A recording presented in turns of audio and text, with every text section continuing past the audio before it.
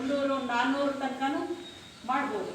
ಹಾಗಾಗಿ ಇದನ್ನು ಕಂಪ್ಲೀಟ್ ಮಾಡಬೇಕು ಅನ್ನೋದನ್ನು ನಮ್ಮೆಲ್ಲ ಕಾರ್ಯಕರ್ತ ಬಂಧುಗಳಲ್ಲಿ ಮತ್ತು ವಿವಿಧ ಜವಾಬ್ದಾರಿ ಇರುವಂಥ ಯುವ ಮೋರ್ಚಾದವ್ರಿಗೆ ಹೆಚ್ಚಿನ ಜವಾಬ್ದಾರಿ. ಯುವ ಮೋರ್ಚಾ ಅಧ್ಯಕ್ಷರು ಯಾರು ಇಲ್ಲಿ ಇರಬೇಕು ಅಂದರೆ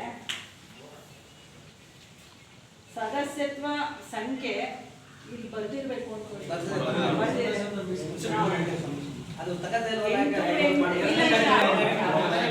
ಓಪನ್ ಆಗಿಲ್ಲ. ಹತ್ರ ಮೊಬೈಲ್ ಇದೆ, ಎಲ್ಲರೂ ಕೂಡ ಮಿಸ್ ಕಾಲ್ ಕೊಡೋದ್ರ ಮುಖಾಂತರ ಮೊಬೈಲಲ್ಲಿ ಎಲ್ಲರೂ ಮೆಂಬರ್ಶಿಪ್ ಆಗಬೇಕು. ಅಲ್ಲಿ ನಂಬರ್ ನೋಡ್ತಾ ಇದ್ದೀರಾ, 88402024 ಈ ವರ್ಷದ ಇಸ್ವಿ ನೆನ್ಪಿಟ್ಕೊಳ್ಳೋದು ತುಂಬಾ ಚೆನ್ನಾಗಿದೆ. 28402024 ನೆನ್ಪಿಟ್ಕೊಳ್ಳೋದು ತುಂಬಾ ಈಸಿ.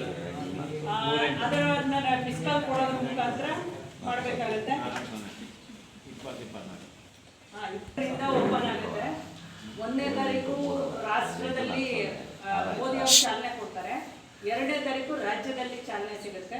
ಅಲ್ಲಿಂದ ನಮ್ಮದು ಸ್ಟಾರ್ಟ್ ಆಗುತ್ತೆ. 2ನೇ ತಾರೀಕೆ ಮಾಡಬೇಕು. ನೀವು 2ನೇ ತಾರೀಕು ನೀವು ಅಧ್ಯಕ್ಷರೇ ನೀವು ಎಲ್ಲಿ ಮಾಡ್ತೀರಿ, ಯಾರನ್ನು ಕರೆದು ಒಂದು ಕಡೆ ಅಭಿಯಾನನ ಒಂದು ದೊಡ್ಡ ಮಟ್ಟದಲ್ಲಿ ಮಾಡಬೇಕು. ಎಲ್ಲರನ್ನೂ ಕರೆದು ಅಲ್ಲಿ ಸೇರಿಸಿ, ಮತ್ತು ಯಾರು ಪ್ರಮುಖ ವ್ಯಕ್ತಿ ಯಾರು ಬೇಕಾದ್ರೂ ಆಗಿರ್ಬೋದು, ಸಾಹಿತ್ಯಗಳಾಗಿರ್ಬೋದು ಅಥವಾ ಪ್ರಗತಿಪರ ರೈತರಾಗಿರ್ಬೋದು ಅಥವಾ ಹಿರಿಯ ಕಾರ್ಯಕರ್ತರು, ನಮ್ಮ ಪಕ್ಷಕ್ಕೆ ತುಂಬ ಸಪೋರ್ಟ್ ಮಾಡಿದ್ದಾರೆ, ಈಗ ಮನೆಯಲ್ಲಿದ್ದಾರೆ ಅನ್ನೋ ಕಾರ್ಯಕರ್ತರು ಇರ್ಬೋದು. ಈ ಥರದವ್ರನ್ನ ಮೊದಲನೇ ಬಾರಿ ಅಂದರೆ ಚಾಲನೆ ಕೊಡೋ ದೃಷ್ಟಿಯಿಂದ ಅತ್ತ ಕಡೆ ಹೋಗ್ಬಿಟ್ಟು ಕಾರ್ಯಕ್ರಮ ಮಾಡೋದು ಸೂಕ್ತ ಅನ್ನೋದನ್ನು ಸೂಚನೆಯನ್ನು ರಾಜ್ಯದಿಂದ ಕೊಟ್ಟಿದ್ದಾರೆ. ಅದನ್ನು 2ನೇ ತಾರೀಕು ಮಾಡೋಣ. ಹಾಗೆ ಫಸ್ಟು ಮೊದಲನೇ ಹಂತ 3 ಹಂತ ಅಂತ ಕೊಟ್ಟಿದ್ದಾರೆ ಇಲ್ಲಿ. ಇದು ನಿಮಗೆ ಫೋನಲ್ಲಿ ತೋರಿಸ್ಬೇಕು. 3 ಹಂತ ಕೊಟ್ಟಿದ್ದಾರೆ. ಮೊದಲನೇ ಹಂತ ಅಂದರೆ ಮಿಸ್ ಕಾಲ್ ಕೊಡೋದು. ಈ ನಂಬರ್ ಮಾಡಿ ನಾವು ಬಟನ್ ಒತ್ತಿದಂಗೆ ಅದೇ ಕಟ್ ಆಗುತ್ತೆ, ಮಿಸ್ ಕಾಲ್ ಹೋಗುತ್ತೆ, ಅದು ಕಟ್ ಆಗುತ್ತೆ. ನಮ್ದೇನು ದುಡ್ಡೇ ಕಾಸು ಏನು ಹೋಗಲ್ಲ. ಈ ದುಡ್ಡಿನ ಕಾಸು ಯಾರ ಹತ್ರನೂ ಇಲ್ಲ ಬಿಡಿ, ಎಲ್ಲ ಫುಲ್ ಟಾಕ್ ಟೈಮ್ ಇರುತ್ತೆ ಎಲ್ಲರ ಹತ್ರ. ಅವ್ರಿಗೆ ನಮ್ದೆಲ್ಲ ಕರೆನ್ಸಿ ಹೊಟ್ಟೋಗ್ಬಿಡುತ್ತೆ ಅನ್ನುವಂಥ ದುಡ್ಡು ಹೊಟ್ಟೋಗುತ್ತೆ ಅನ್ನೋ ಭಯ ಇತ್ತು. ಈಗ ಆಗಲಿಲ್ಲ. ಹಾಗಾಗಿ ಮಿಸ್ ಕಾಲ್ ಹೋಗುತ್ತೆ, ಮೆಂಬರ್ಶಿಪ್ ಆಗುತ್ತೆ.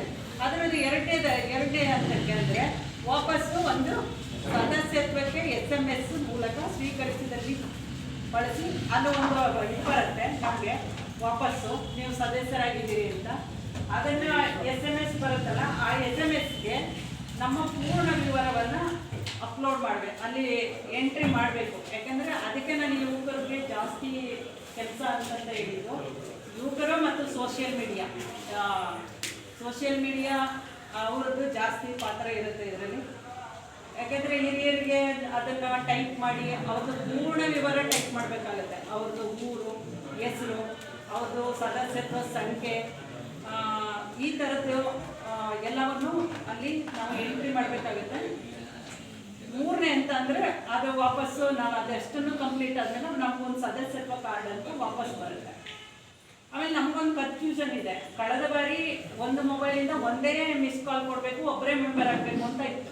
ಈ ಸರಿ ಹಂಗಿಲ್ಲ, ಯಾರು ಬೇಕಾದರೂ ಮಿಸ್ ಕಾಲ್ ಕೊಟ್ಟು ಒಂದೇ ಮೊಬೈಲಿಂದ ಅನೇಕರಿಗೆ ಮಾಡ್ಬೋದು. ಯಾಕೆಂದರೆ ಟೈಪ್ ಮಾಡಬೇಕಲ್ಲ, ಸ್ಮಾರ್ಟ್ ಫೋನ್ ಇಲ್ಲ ಅಂತಂದರೆ ಕೀಪ್ಯಾಡಲ್ಲಿ ಟೈಪ್ ಮಾಡಲಿಕ್ಕೆ ಆಗಲ್ಲ.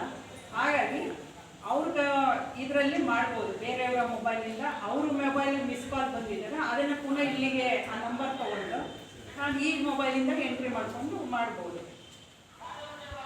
ಅದಾದಮೇಲೆ ನಮಗೆ ಕೆಲವು ಕಡೆ ಇದು ಸಿಗಲ್ಲ, ನೆಟ್ವರ್ಕೇ ಇರಲ್ಲ, ಅಲ್ಲೇನೂ ಮಾಡಲಿಕ್ಕಾಗಲ್ಲ. ಅಥವಾ ನೆಟ್ವರ್ಕ್ ಇಲ್ಲದೆ ಇರೋ ಕಡೆ ನಮ್ಗೆ ಮಿಸ್ ಕಾಲ್ ಕೊಡೋದಕ್ಕೂ ಆಗಲ್ಲ ಅನ್ನೋ ಸಂದರ್ಭ ಇದ್ದರೆ, ಅಥವಾ ಯಾರಾದ್ರೂ ಫೋನೇ ಇಲ್ಲ ಅನ್ನೋ ಸಂದರ್ಭ ಇದ್ದರೆ ಅದಕ್ಕೂ ಕೂಡ ನಮಗೆ ಇದು ಬರುತ್ತೆ, ಫಾರಮ್ ಬರುತ್ತೆ. ಫಾರಮ್ ಕೊಟ್ಟಿರಬೇಕು ಅಂದ್ಕೊಂಡಿದ್ದೀವಿ, ಫಾರಮ್ ಕೊಡ್ತಾರೆ ಅನ್ಸುತ್ತೆ. ಅದನ್ನು ಫಿಲಪ್ ಮಾಡಿ ನಾವು ಹಿಂದೆ ಹೆಂಗೆ ಪತ್ರಿಕಾದಲ್ಲಿ ಮಾಡ್ತಿದ್ವಿ, ನೋಂದಣಿ ಮಾಡ್ತಿದ್ವಿ, ಅದರಲ್ಲಿ ಅದೇ ಥರ ಸೇಮ್ ವಿವರಗಳು ಕೊಟ್ಟಿರ್ತಾರೆ. ನಿಮ್ಮ ಹೆಸರು, ಗ್ರಾಮ, ಬೂತು, ನಿಮ್ಮ ಸದಸ್ಯತ್ವ ಸಂಖ್ಯೆ, ತಂದೆ ಹೆಸರು, ಅಥವಾ ವಿದ್ಯಾರ್ಹತೆ ಇದ್ದರೆ ವಿದ್ಯಾರ್ಹತೆ, ಈ ಥರದ್ದೆಲ್ಲ ಎಲ್ಲವನ್ನೂ ಅಲ್ಲಿ ಏನು ಬರುತ್ತೆ ಅದನ್ನು ಅಪ್ಲೋಡ್ ಮಾಡಬೇಕು. ಅದನ್ನು ಬರೆಯೋದು, ಪೆನ್ನಲ್ಲಿ ನಮ್ಮ ಬುಕ್ಕಲ್ಲಿ ಬರೆಯಬೇಕು. ಹಾಗೆ ಇಷ್ಟನ್ನ ಮಾಡಿದ್ರೆ ನಮಗೆ ಸದಸ್ಯತ್ವ ಪೂರ್ಣ ಆಗುತ್ತೆ. ಅದ್ರ ಜೊತೆಗೆ ಆಕ್ಟಿವ್ ಮೆಂಬರ್ಶಿಪ್ ಅಂತ ಮಾಡಿದ್ದೀವಿ, ಸಕ್ರಿಯ ಸದಸ್ಯತ್ವ. ನಾವು ಕಳೆದ ಬಾರಿ 100 ಜನ ಮೆಂಬರ್ಗಳು ಮಾಡಿದ್ರೆ ನಾವು ಆಕ್ಟಿವ್ ಸದಸ್ಯರಾಗ್ಬೋದು ಅಂತ ಇತ್ತು. ಕಳೆದ ಬಾರಿ ಅದೇ ಥರ ಇದ್ದಿದ್ದು. ಈಗಲೂ ಅಷ್ಟೇ.